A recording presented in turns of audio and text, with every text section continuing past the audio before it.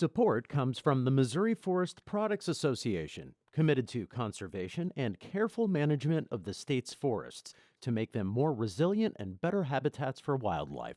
ChooseWood.com.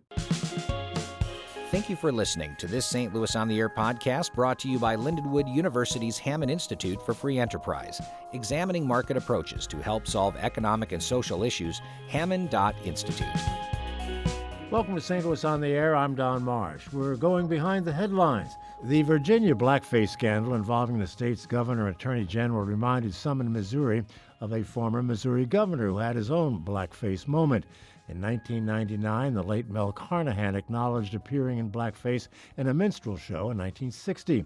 St. Louis Public Radio's, again, I'll say it, retired political reporter, Jo Mannies, is staying with us to continue the conversation on that front. Jo, what do you recall of that incident, particularly in light of what's going on now in Virginia? Yeah, it really struck me because, I was among the reporters who was covering what happened with Carnahan.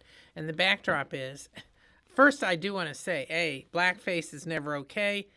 And B, it is kind of odd. You've got two white people here talking about blackface. But this is the nature of what had been a very big scandal that came up it was right around Halloween time in 1999. And Carnahan was in the midst of a very intense, very nasty battle for the U.S. Senate with then incumbent Republican Senator John Ashcroft, who was also a former governor.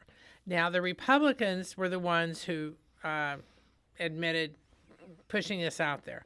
And in fact, Ann Wagner, now current Congresswoman, was head of the state Republican Party at the time, and acknowledged that while they were doing opposition research, they'd run across these pictures in the Rolla newspaper, and back in the early 60s. And this is when Carnahan was a young lawyer, and before he even a few years later, he went to the General Assembly as a state house member. So anyway, this came out, and there's pictures of him. He was in this minstrel group, and they're all in blackface. He had a news conference. The Associated Press actually broke the story first.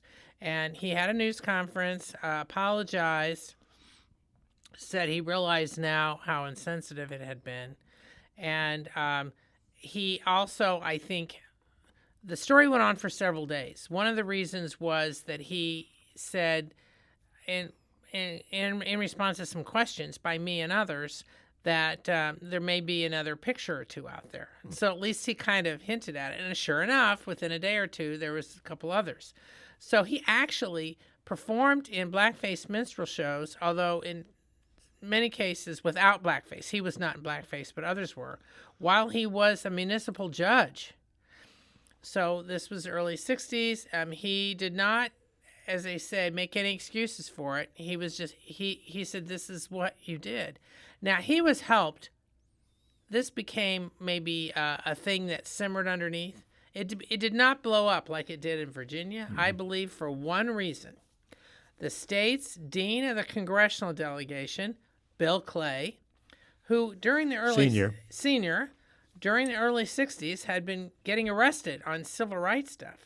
Bill Clay came out like within the first day and said that he knew Mel Carnahan wasn't a racist because, he liked his policies. And I love this quote from one of my old stories. He said, "I don't think anybody who participated in a minstrel show would necessarily be identified as a racist. If you wanted to characterize that as racism, you'd have to characterize the entire white race as racist." Now, Bill Clay's comments sort of tamped down, obviously, the shock and dismay among other African-American officials in the region and in the state. And the Republicans did try to make a bigger deal about it. John Hancock, who we still know, who's now Republican consultant, he was the executive director of the state Republican Party, came out and made a statement saying that if Carnahan was so ashamed about it, why did he do it several years in a row?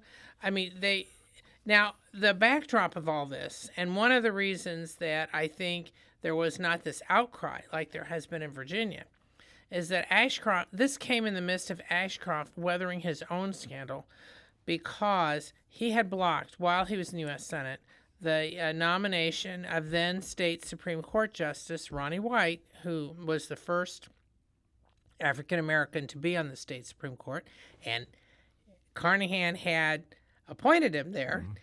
He had blocked him for a federal judgeship. Well, the outcry had been huge among the African American officials in the state.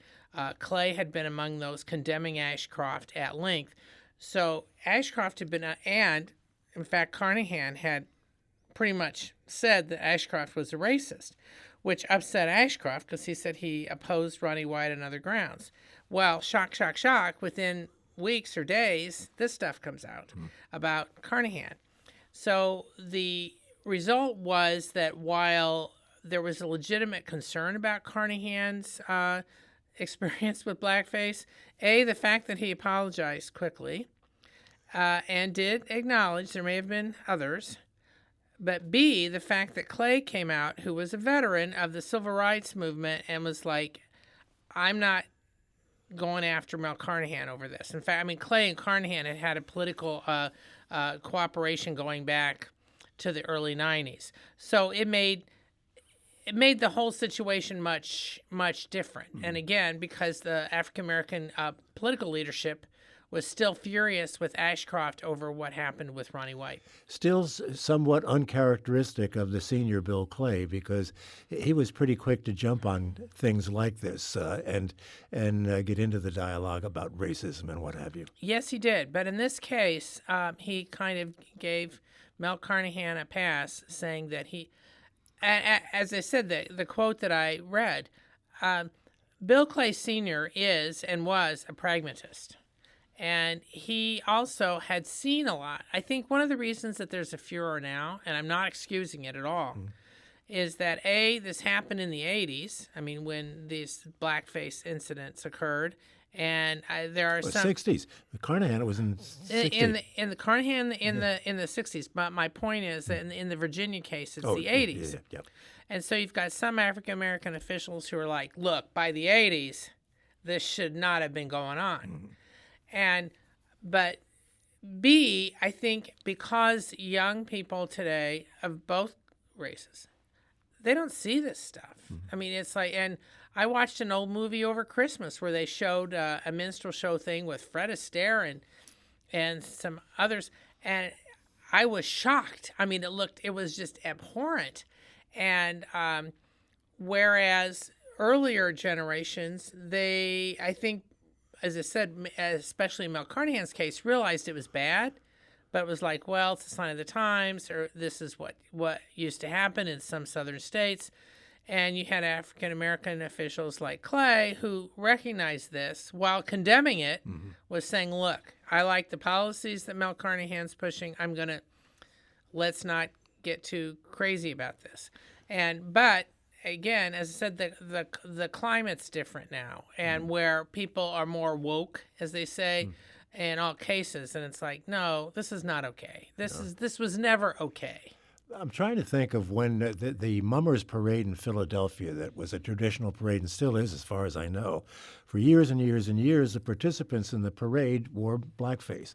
And I think it was at least 25 years ago that they stopped that because of the insensitivity, obviously, and because there was a public outcry against blackface in this parade. So that's taking us back close to the 80s when the Virginia governor was doing his thing. I mean, and there's been psychological stories done currently, and even back then when the Carnahan thing broke, we had several reporters at the Post-Dispatch, some of whom were African American, who did some research into the history of it in Missouri and why some white people did it. I mean, this was billed, even the Carnahan stuff, the newspaper at the time billed this as, quote, family entertainment, unquote. Nobody would say that now. Yeah. Well, I think back to Al Jolson, for instance, back in the 20s and the 30s. That was his thing. He performed in blackface, one of the most popular entertainers in American history. But, as they say, that was a different time. You could get away with it. Yeah, but I mean, it wasn't. I mean, when you look at it now, you see how it was unacceptable. I mean, he could have performed the same stuff and been great without blackface. Yeah.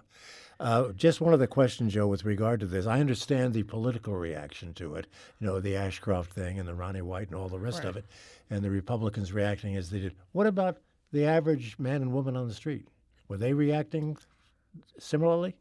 No. I mean, actually, among the public, obviously, there were some progressives who were like a little shocked, that Carnahan, Mel Carnahan, whether one likes him or not, was arguably the most progressive governor Missouri ever had, whether one liked his policies or not. If you look at the stuff he did, he put in a family planning program the state funded. It's gone now, but my point being is that he was known as a big progressive, and there hasn't been a governor in either party since him, and frankly probably before him, who was as progressive as he was. So in some cases, I think some of the progressives, activists, and even, were like, well, my gosh. But the fact that he apologized right away was pretty much in full disclosure of what happened. While it didn't excuse it, it sort of explained it. And again, because of the Ronnie White backdrop to all this, it became swiftly shifted from a debate over racism to a race over politics. Yeah, right. Well, a year later, after this was announced in 1999, Mel Carnahan was dead. Yeah. Killed in that plane crash, which, by the way, when we had our conversation at year's end, you said in the many years that you've been covering politics, that was perhaps the story, your most memorable story after all those years was the death of Mel Carnahan. Yes. Yeah. It was terrible. Yeah. We'll leave it at that. Jo Mannies, thank you once again for stepping briefly out of retirement and being with us. We hope to see you again soon. Okay, well, thanks so much. I'll go back to moving boxes at my house. Well, good luck to that. Hope you're getting a lot of help from the old man. Thanks, Jo Mannies. This is St. Louis on the Air on St. Louis Public Radio, 90.7 KWMU.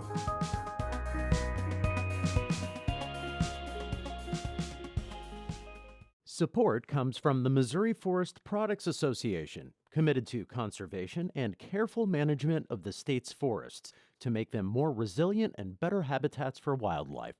ChooseWood.com.